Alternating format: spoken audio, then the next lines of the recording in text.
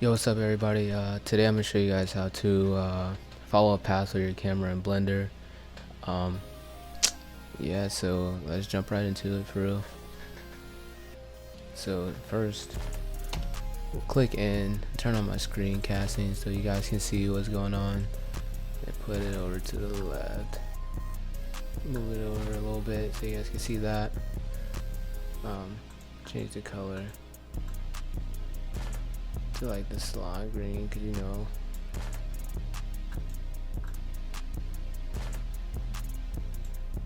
That color fire though. Okay. So you want to click that, get rid of that. Just look at the bottom left to tells you what I'm clicking to. I'll try to say it, but for the most part, I'll just do it for real. So the first thing I'm doing, I'm gonna use the Varsity House because I'm trying to make a little promotion. So you want to import your DLTF file, Blender. I got mine under Varsity House model. And the first thing I usually do is, because I brought this over from Polycam, which is an app you can download on your phone if you have a 13 Pro or a 12 Pro, so you can use a LiDAR scanner. You can also use any older phone, but you have to use the photo mode. So whatever you do is, when you open import, I usually merge the vertices, because if you don't, then when you try to move your model or stretch it, it'll like, the geometry will break up. So I usually turn that on. So import that. It's gonna come in big, and click 1 to go to the front. G. Oh wait, let's grab it first. Grab it, click G, pull it up a little bit, just above ground, and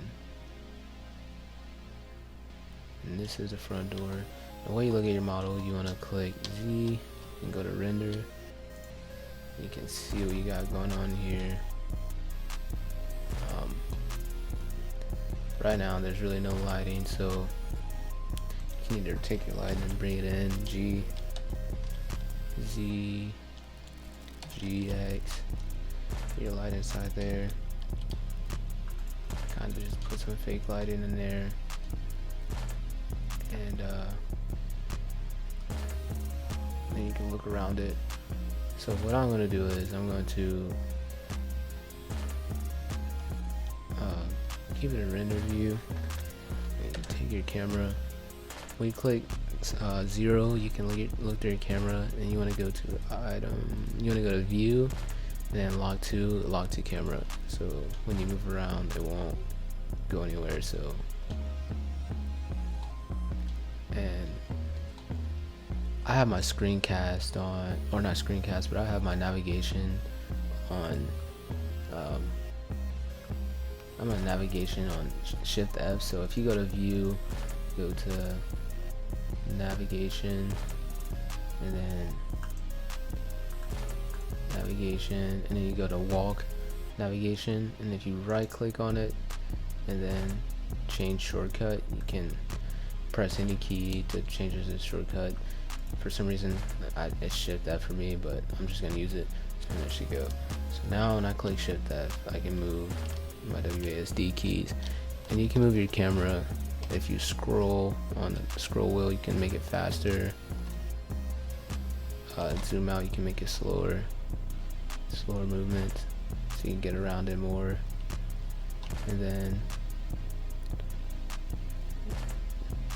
so from there, from there, first thing I would do is, I'm gonna do Shift A, add a mesh plane, click S, and scale it up. Go back to the render view, click S, scale it up, decent size, because I want to make some type of plane. And I'm not gonna make it too crazy, but just for the tutorial, I just make it like that. Then I'm going to, and just for the tutorial, I'm gonna do it the walk or the camera follow path. So I would do Shift A and then go to curve and do a Bezier curve, and G,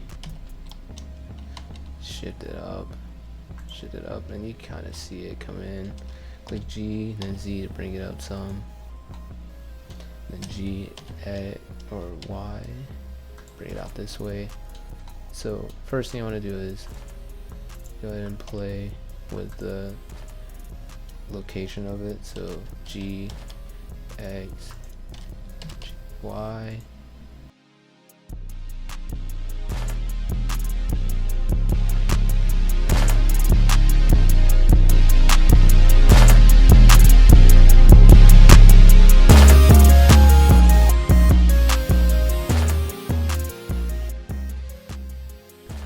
And just for the video, I'm just going to keep it like that. So what you want to do is click on your point that you want while you're in edit mode, where you see the curve.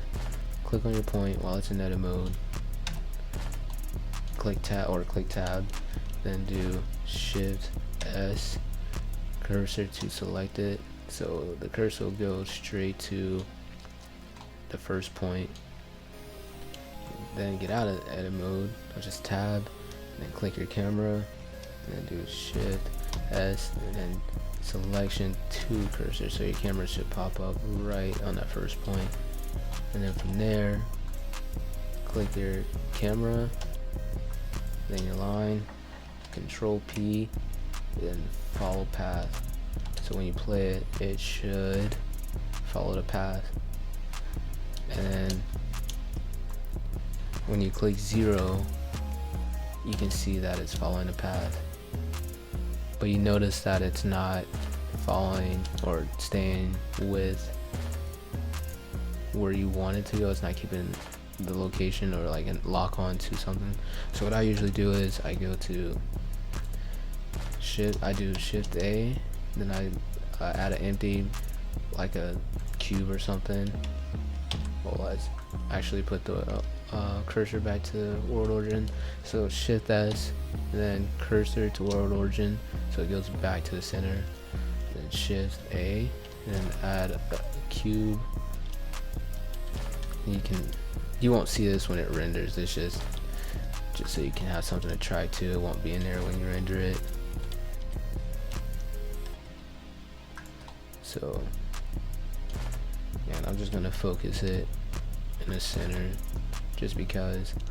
Now, so when you do that, you're gonna grab your camera and go to your constraint tab, which is right here. Then go to try to, and then in your target, you want to target your empty. So when you play it, you can see that it's focusing on the square or your empty. So when you go back and look through it, you see that it's focused on like going inside, so it'll rotate in there. So I think that's pretty dope how that is.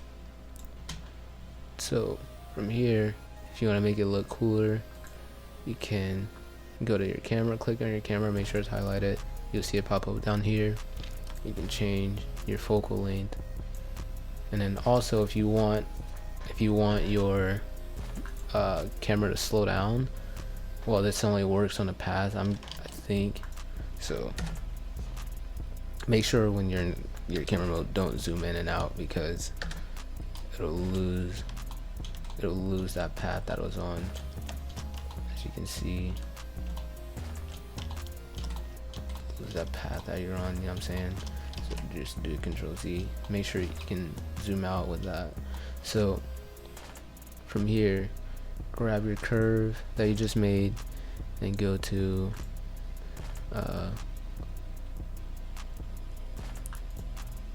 which one of them? Okay, path animation, and then make it like, let's say 300, and then when you play it, you can see that it's slowing down. I'll make it 500, or let's make it 20, just so you can see how fast that moves. So starting from the beginning, you see how fast that moves.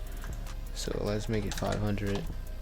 start it from the beginning and then play it, and you see how slow it moves, which is cool because you want to obviously show most of everything. So if you look at it now, kind of moves slow. Then bring that back to 50 and see what it looks like from there. It's pretty dope. I'm gonna speed it up a little bit more. Path animation, let's do 250. See what that's looking like. So yeah, it kind of gives like a decent speed and shows off the whole place. And I'm gonna make the frames 300 just so it has a little bit more time to go through the cycle. And just so you guys see what I'm talking about before it renders out, I'm gonna show you guys how you can see the end result, so you don't think that box, the empty that you made, will be there. So just render, it doesn't matter what frame, just render image, and when you render it, you can, as you can see, that empty isn't there. So when you go to render your whole image, it'll be frame by frame. I'm gonna shade smooth that so everything's a little bit smoother. But yeah, that's how you follow a path. So yeah, like and subscribe, that'd be dope. If you want more, I'll try to keep making more of these, but there are little steps, little tools here and there. So thank you.